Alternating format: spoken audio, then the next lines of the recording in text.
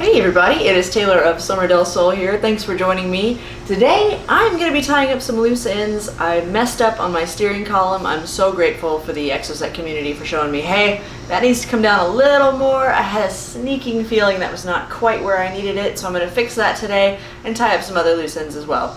Let's do it! Here you can see the offending culprit. That screw just above needs to come down in that smooth area just a touch, so I'm going to try and knock this down a bit with the famous BFH. But before I bust that out, I do need to remove the screw entirely. Unfortunately, I could not find Thor's hammer after my mom's brake job, so this one will have to do. And it's actually kind of working.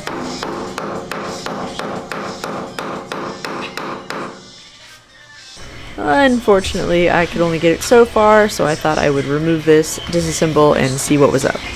After some tinkering and bopping around, I finally just removed the screw at the top of the spline and found that I had a little bit extra room to work with, but not too much actually.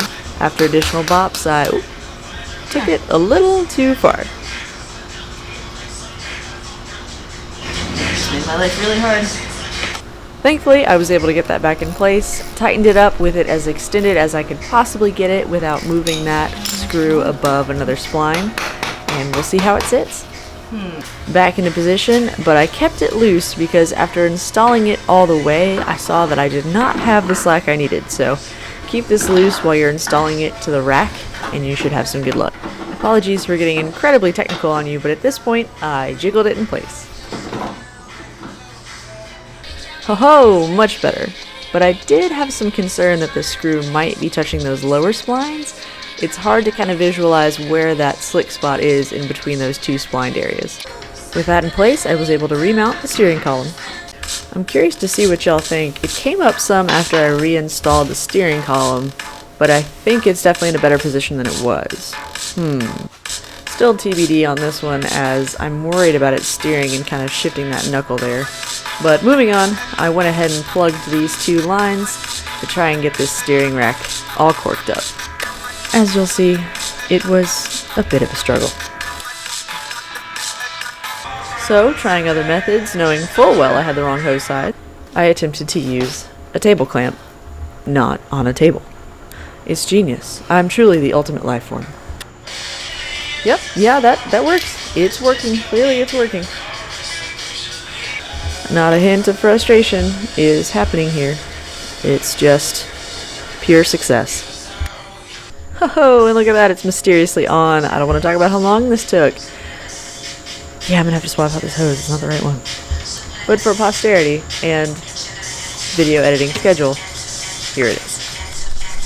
After handling one frustrating hose, I moved on to clearly a much simpler project, right?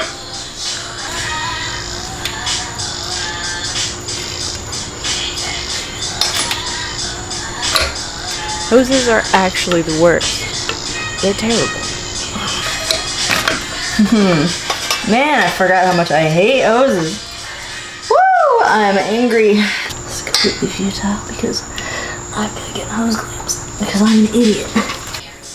Oh, so beautifully done.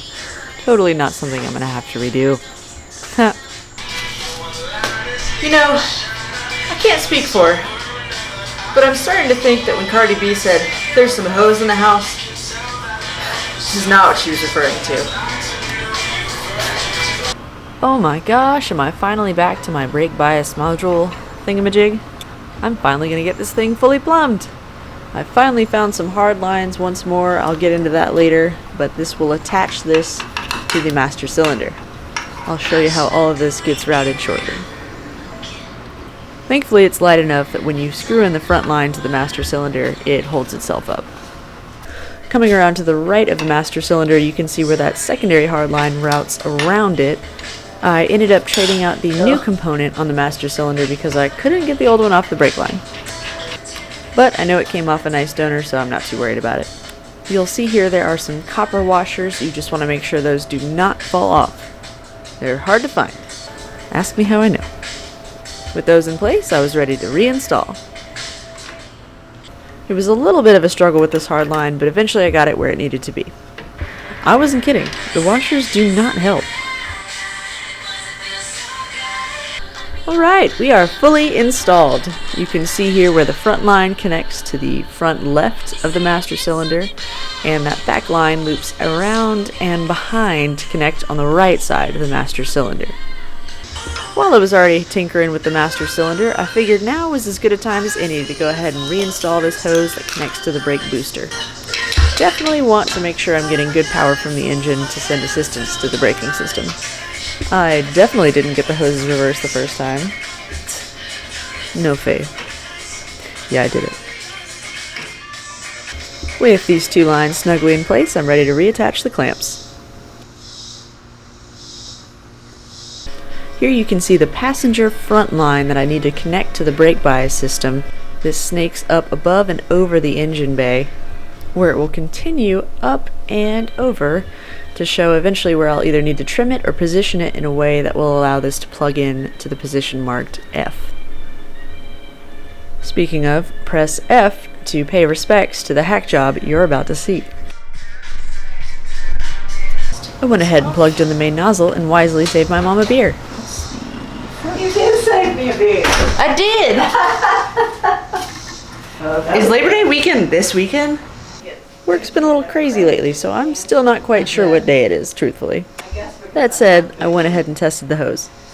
It has enough clearance to fit the nozzle, so I'm ready to mount the remaining bits. And if you want to see how I install these small components on this hose, you can watch my Bob Ross brake lines video, because no one did. Look at that.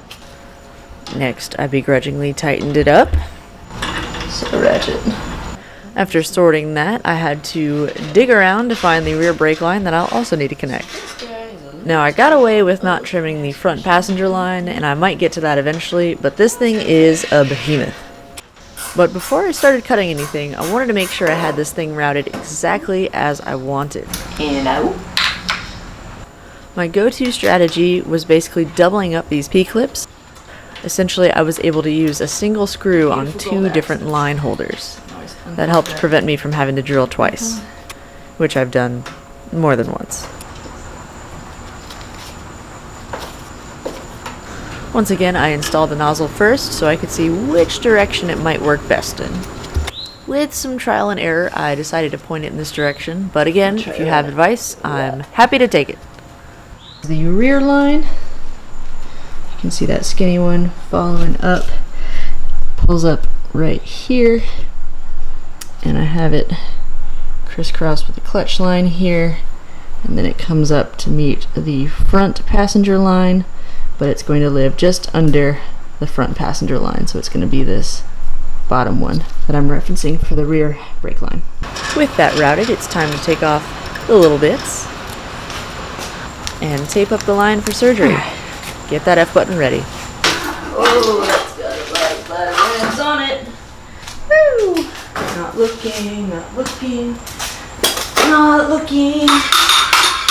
There's my beer. Is this the optimal sawing position? No, of course not. But it worked. My arm almost fell off, but it worked. With the hose successfully plugging in, it's time to install the teeny tiny adapter before I ever put the other component on the line, thus ensuring a real bad time for myself. But of course I edited that out. I tightened that in place and holy cow, my lines are done. Alright everyone, the moment we've all been waiting for, because I know I had to do some mental gymnastics to figure out exactly where everything was set up. So I have this all plumbed. It might not be the prettiest plumbing job, but I'm no plumber. So here we are. You can see the rear nozzle here. This connects the rear brakes to the brake bias cylinder thingy here. Just to the right of that, we have the front passenger line. This connects that front passenger side brake to the master cylinder and brake bias thingy. You can see here we've got a hard line at the bottom, kind of where my finger is. This runs up here, connects to the front left of the master cylinder. We also have the stainless steel line here. This is the front right brake line, and then you can also see another hard line here on the left. This just loops back behind the master cylinder and connects at this banjo bolt here. So I hope that clears things up. It took a lot of Googling for me to figure out where the heck everything goes. David, thank you so much. You really helped me with these parts. I really appreciate it. That was so nice of you to donate this to the project. It was impossible trying to find these hard lines, and also this hard line that runs for the brake booster as well. So I really, really appreciate that. That was so nice. If you're in Atlanta, you know who he is. Give him a shout, but he's only looking to sell parts. He's got enough. Dang it. Thanks again. And of course, thank you so much for watching and following along. It means the world. I also want to give a special shout out to those who've made contributions to this project. It really helps with some of these small tools that I need and kind of getting in the right mindset to make some of these purchases that I have coming up. Whew. Seats are not cheap, y'all. Let me tell you. Thank you guys again, and I will catch you next time.